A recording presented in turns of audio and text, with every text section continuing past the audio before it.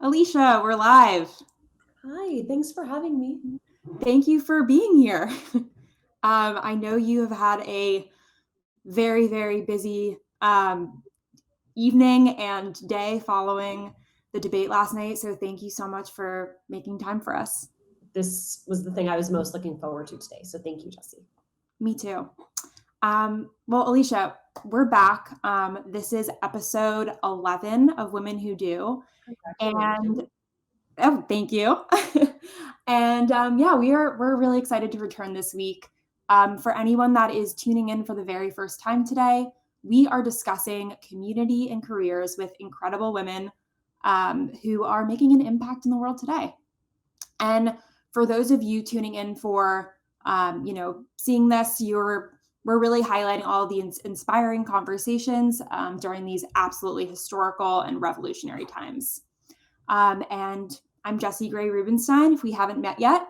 I'm Anne Klein's granddaughter. And, this series was really created with my grandmother in mind. We want to celebrate her legacy as an innovator and someone who inspired women and continues to inspire women globally.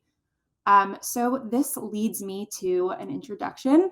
Again, Alicia, thank you for being here. Thank you.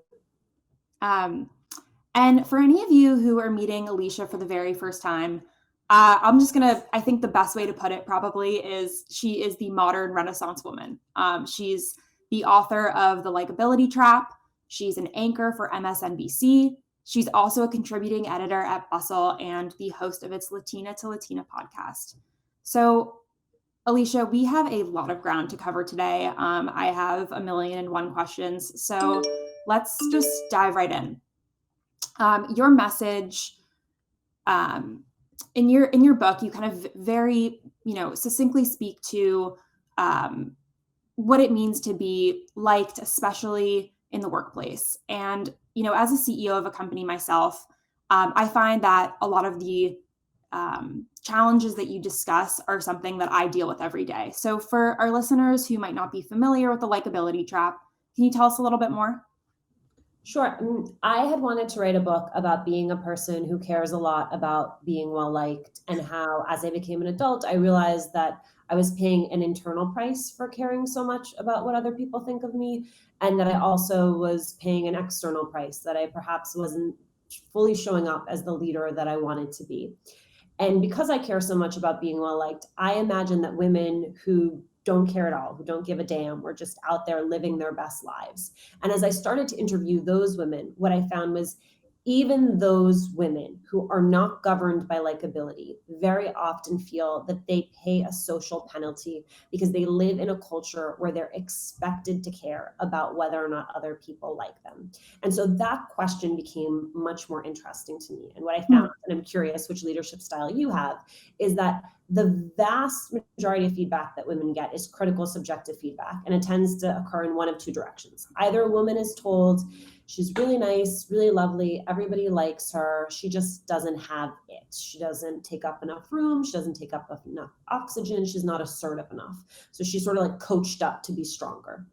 And then there are the women who are by nature very assertive, very direct, do ask for what they want and need. They show up the way we expect a leader to show up, but they don't show up the way we as a society expect a woman to show up. We don't expect women to be assertive. That woman often gets dubbed aggressive. And so she'll be told to tone it down, which would maybe be okay if all leaders who showed up that way were told to tone it down. But what makes it complicated is that a man who shows up in the same way is often lauded for the very things that that woman is told she needs to change. And the final thing I'd say about it, Jesse, is that there are a lot of women like myself who've been given both sets of feedback, which just tells you how context specific that feedback is. So I wonder, are you one of those who's been told you're too much, or are you one of those who've been told you got to step up? Probably. I've heard both, honestly. That's why I'm smiling. So yeah, that resonates with me really well. It's also, I mean, listen, it's really complicated, period. It's also really complicated if you have an additional identity that puts you in the minority culture in your office. So if you're Black, if you're Latina, if you're Asian, if you are queer, all of those markers of difference. If you're a mom, if you're disabled, like all of those things then bring additional expectations on the part of other people of how it is that you are supposed to show up. I think part of what makes this all so challenging is that it's not always really explicit, right? Like it's not like someone is saying, I expect you to show up this way because you're a woman, or I expect you to show up this way because you're Latina. It's all in subtext. And so we're constantly evaluating what is real and what is not. And I feel like in this kind of effort to be, popular amongst our peers, it's really easy to kind of like lose that sense of our own identity. Do you feel that, women who are unapologetically themselves are paying a price for this authenticity? Yeah, I think they are. And I think there is like we're so not accustomed to women just being like fully who they are that when a woman is, it very often rubs people the wrong way, which is deeply, deeply unfair. I also think like it used to be that there were a handful of people in the world who are public people, celebrities, elected officials, someone like your grandmother who had a name that was also a brand. We're living in a moment where anyone can be a brand and where anyone can be. If you have a public facing Instagram account, if you have a public facing Facebook or Twitter account, then you are a public person. And with that means that people are consuming not you as like you really are, Jesse, when you're at home in your sweatpants, with your husband, but you as they perceive you to be through your social media. Mhm. And so that creates this additional layer. And that we used to just compare ourselves to like our next door neighbor, or we used to compare ourselves to the person in the cubicle over from us. And that was already complicated. But now, because our universe can feel so expansive because of social media, I sometimes am comparing myself to a mom who lives on another coast, Mhm. or I'm comparing myself to someone who's in a different industry, right? So I'd be like, ooh, she got employee of the month. And it's like, you don't even work in the same place. Like, why use that as a comparative point? And yet it's really, I mean, in some ways, if you think about the number of hours that we spend on social media, especially women spend on social media, though that universe starts to feel like your peer group, and you start to compare yourself to those people. And I think we talk about it a lot in terms of adolescent girls, and I think we talk about it a lot less in terms of women who are closer to our age. Mhm. Yeah, I'm just coming off of watching, The Social Dilemma last week, so this is very Oh, timely for me. my Have you seen The it yet? reenactments, I could have done without the reenactments, just like everybody else. Yeah.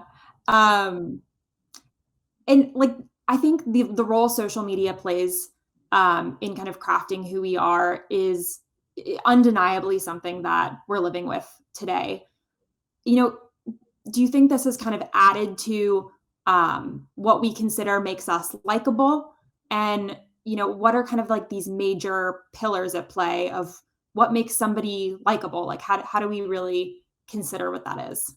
Right. I mean, part of what makes this so hard to talk about is that it is so wildly subjective. So you and I could meet the same person in a personal interaction, in a business interaction. I could be like, I love them. And then you could come back and be like, they're the worst. And that's because that's all in the eye of the beholder, which is why at work, I think that we really need to focus on results and focus on the way that someone's style impacts the results of their work rather than just focusing on the style itself.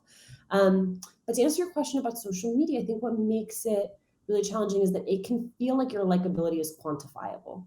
It can feel like you got, 100 likes on a post, and let's say for you, if you're following, that's a really high number, then there's this very human instinct to want to replicate it, whatever it is that got rewarded, right? To do more of that.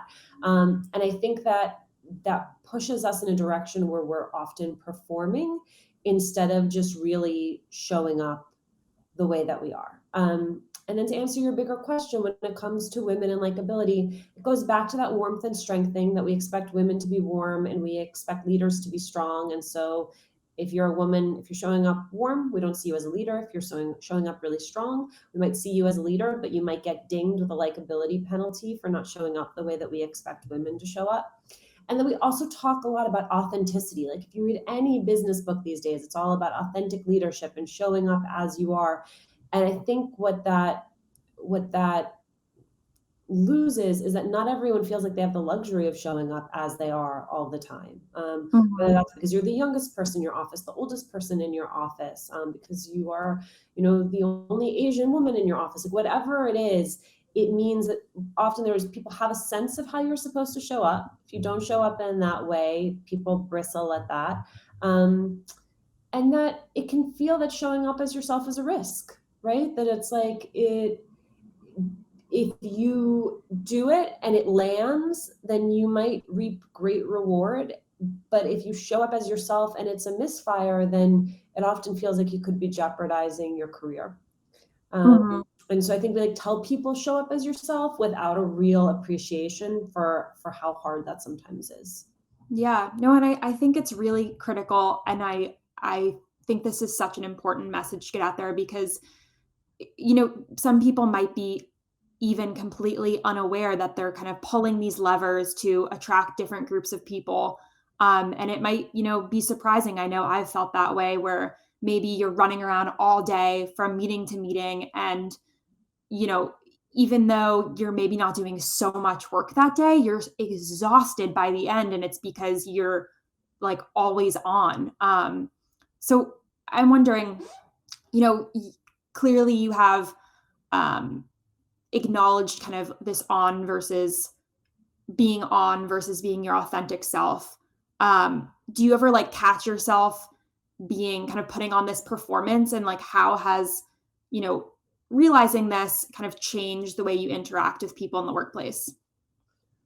Such a good question. I mean, I think it's not so simple, right? Like, because even sometimes I can be being authentically myself and still doing a sort of amped up performance of that in some ways. So for someone like you, I'm sure when you're meeting with investors or with clients, like there just has to be an element of performance. You can't be low key the way you might show up with one of your friends. Yeah. And so we're all doing that constantly. For me, I am pretty deeply introverted. And so I am aware of the fact that anything that requires extroversion for me is just like a little depleting. And I think identifying that has been really helpful. I would contend that at work, there's always an element of performance, which is why looking at this question of likability and work has really radicalized me around the idea of likability in your personal life. Mhm. Because if you work 40, 60 more often hours a week and that work requires you to perform some element of yourself, then why in the rest of your life, would you want to surround yourself with people who force you to show up as anything other than your real self? And for me, that has required sort of an editing of the people around me, a shift in terms of where I put my time and attention.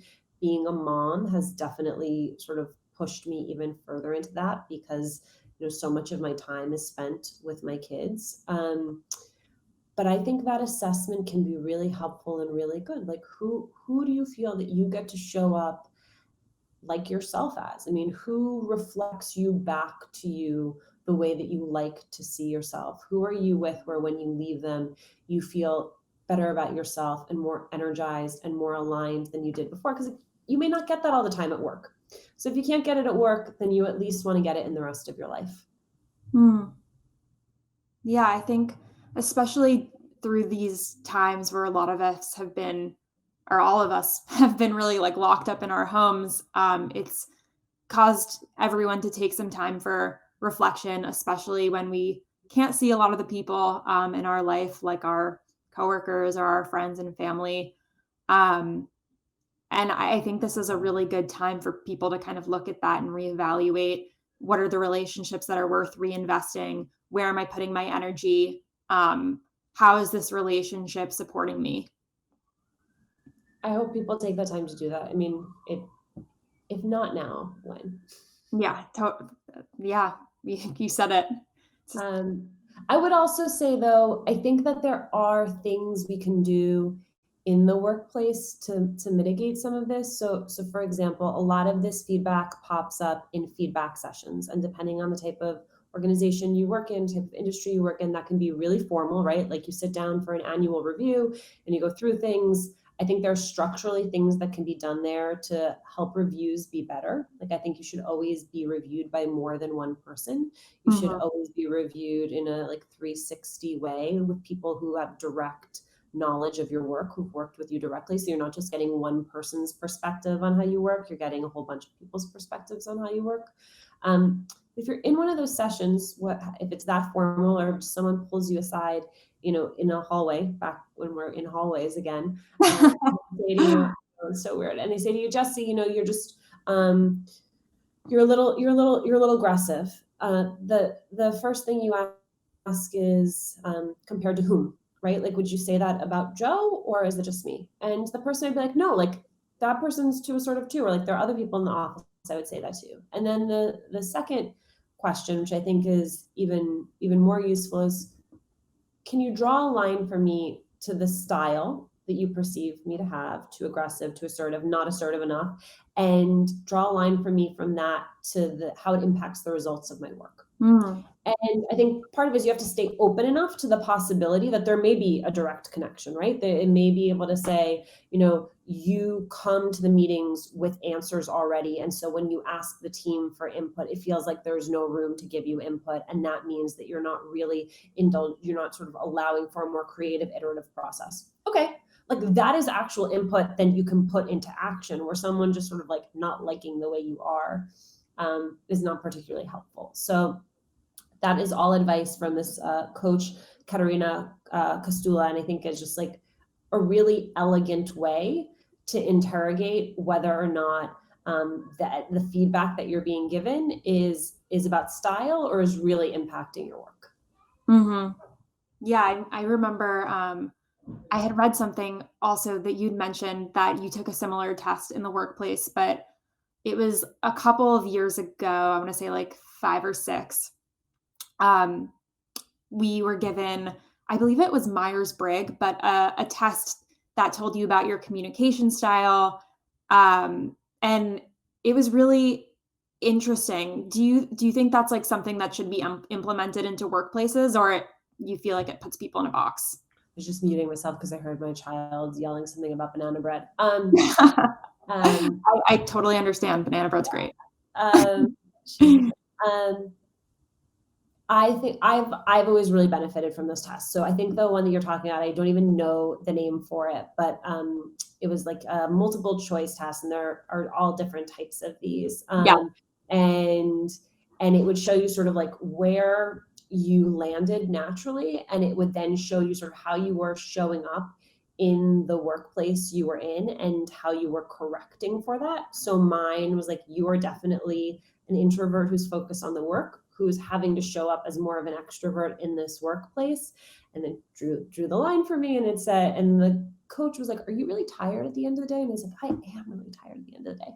And he was like, that makes a lot of sense, because you are having to perform in a way that is not energy giving to you, it's energy taking. There was nothing really to do about that. Like, I was doing what I needed to do in order to thrive and in order to show up for my team in that workplace.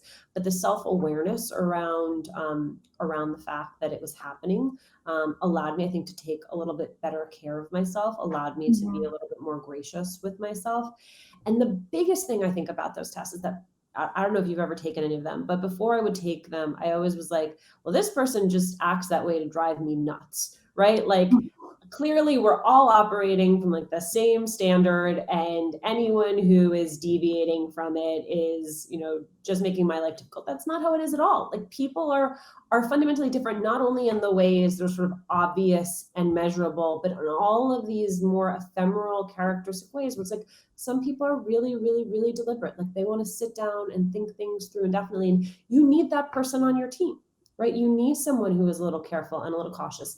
And you also need someone who's willing to take risks. And it's all about balancing a team out with those different characteristics and personalities. And that's what makes a team really robust. And it took me a few years into my career to really appreciate that just the way I show up, the way I lead is not the way everyone else shows up and not the way everyone leads. And I think when you start managing people, you realize that too, right? What's a motivator for one person is not a motivator for another. And it's really about getting deeply in tune with who that individual is and how it is that they're showing up. Yeah, I haven't done any of the tests with my team, but I always ask on interviews what people's what their sign is. And What is um, your time? what's my sign? Mhm. I'm a Leo. I, my entire life is Leos. It's like Really?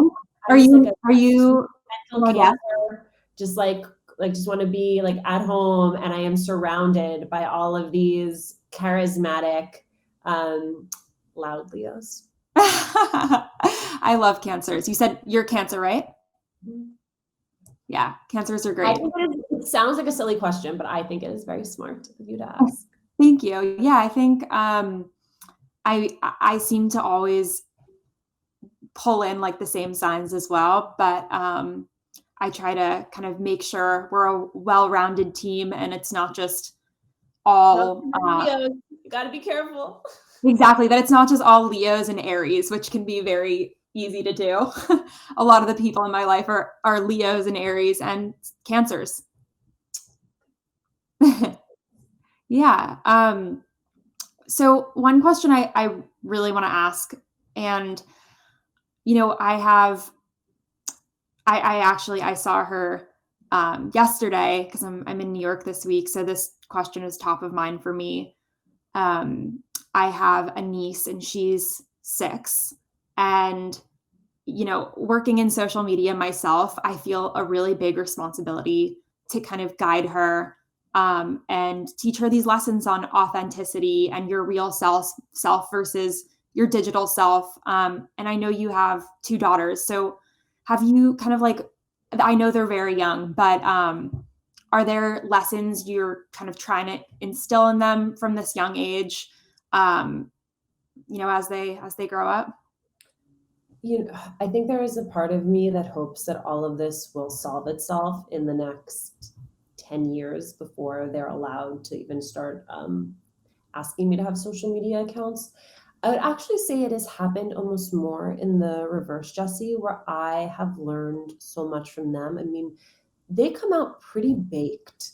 Like that has been one of the most surprising parts of becoming a parent is that I before I became a parent, I thought you really molded and shaped this person, and you certainly have influence on them and you do guide them on their little path, but they are who they are. Like my almost 4-year-old has really strong opinions. I would actually say both of my children have very strong opinions, and they know what they want. And I think the challenge becomes how, especially with a girl, how do you not take that away from her? Right? How do you allow her to assert what she wants and assert what she needs? Of course, while not being a brat, while being, expressing gratitude and thanks. But like, if she knows what she wants, she knows what she wants. And I think so often the process that women go through is we grow up knowing who we are, knowing what we want. And at various points, someone tells us that something about the way we are, something about the way we show up, or something about what we want is wrong.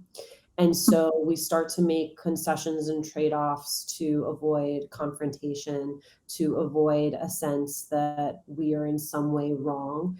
And then somewhere, depending on who you are, but I think for most women happens in their 30s, you hit a point where you're like, wait a second, like I loved painting. Why did I give up painting? Where like I loved being a person who had really strong boundaries or whatever it is that it's just like there's this then process of reverting back to who you were at 8. Like Mm. and and so I sometimes struggle with how much of that is inevitable, how much of that is not necessarily about parenting, but about society, right? Where it's like, I was raised to want to be ambitious. I was told I could do anything. I had these sort of like quintessential feminist, awesome parents. And I still went out into a world that told me that some of the things that I wanted for myself made me annoying, that my own vision of myself and my ambition was somehow wrong. And so even with really, really good, strong parenting, it still wasn't necessarily enough to counter the messages that I was getting from the rest of the world. And so it's that balance, right? Of like, I as a parent can do so much, but that's why also like as I was writing the likability trap, didn't want to focus so much on what women can do as individuals for themselves, because I think that's what a lot of lady in the workplace literature gets wrong, right? It's like, if you just like ask the right way, then you would get the raise. And if you just sit the right way in your chair, then people would see you as a leader. And it's like, what if that's all BS?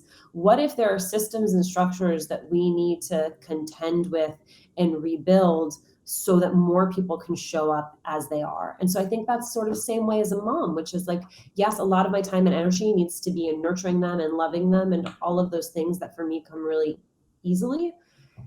The harder part is doing the culture shift outside of our home. Mm-hmm. Yeah. I mean, I've had a lot of these conversations with my sister-in-law because, as I mentioned, I think I'm just hyper aware of the world of social media and the role it plays, especially in young people's lives. Um, so I'm always asking her like 101 questions about how TikTok is, shaping her view of the world, and it's loaded. I forgot. It tells you that I am what they call a mortgage millennial, that I was like, oh yeah, TikTok.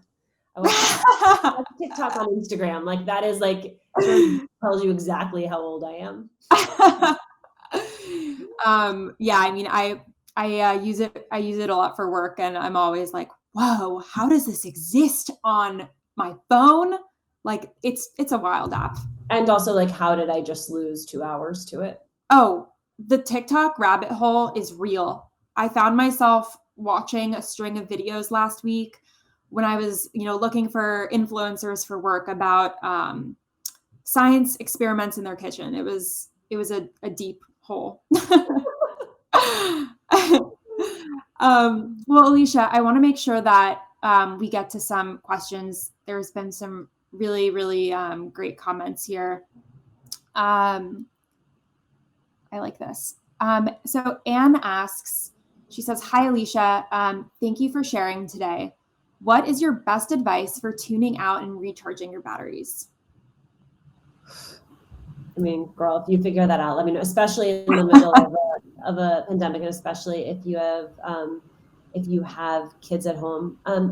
I right now, I sort of feel like we are all, if you are lucky enough to have a job and have a home, and like they're just, I want to just be honest about like what other people are going through right now, where I try to maintain just a sense of gratitude around the fact that, yes, a lot of this is very hard in this moment, but I'm also keenly aware of the fact that there are a lot of, like, millions of people for whom this is much, much harder. And then in a normal environment, whatever that is, sort of a pre-pandemic environment, I try to do one thing for myself each day. So for me, that very often is exercising for 45 minutes a day. I, exercise most of my life, like from a fitness perspective, and then realize how much mentally I actually need the sort of time and the space just to myself, where I'm not multitasking and I'm not thinking about anything else. I'm just doing this one thing. I'm in awe of those people who have elaborate self-care routines. I am not one of them, but I do think if you can find something that is yours, that you get to do several times a week or each day, that is at a baseline what we need to do to take care of ourselves. I like that. One thing every day. We're like, here's my 17-part skincare routine. I'm like, I washed my face this morning. And I won't lie, I totally fell into that trap during like the height of quarantine and bought something for like every issue a face could have. And I still just like use my face wash. And at the end of the day, you're like too tired to do all the other steps. One day, you're going to get to it one day. Okay, one other question I want to get to. Lou asks, who inspires you?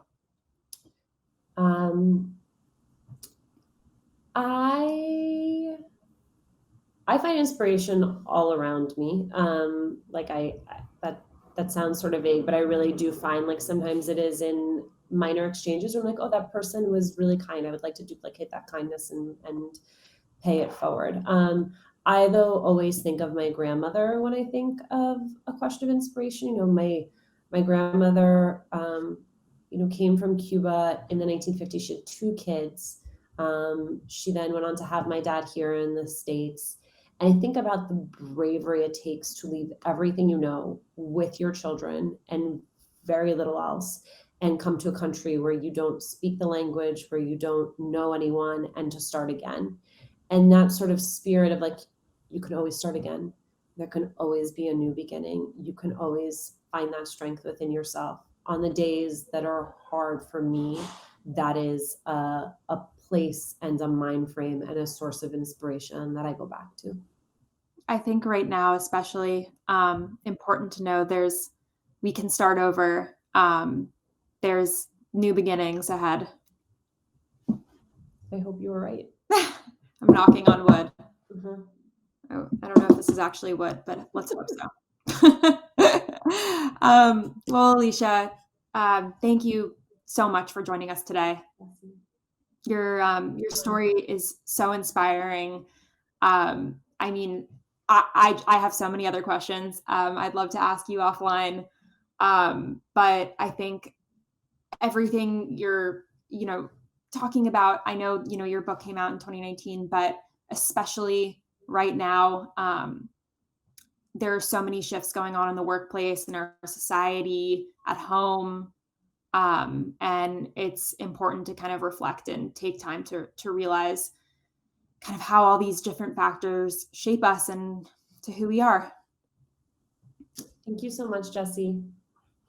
Thank Very you. likable. Not that it matters. Completely. Yes. But infinitely likable. Oh, I'm so glad I passed the test. You are too. Right back at you. Thank you. Well, everyone out there watching today, thank you so much for being here on this Wednesday afternoon. And I'm excited to see you next time it'll be October 5th. Wow. Cannot believe it's already October. And this will be Women Who Do episode number 12 with Anne Caruso. She is a style innovator, a writer, and a breast cancer activist. So remember to tune in and follow us on Anne Klein. Thank you again, Alicia.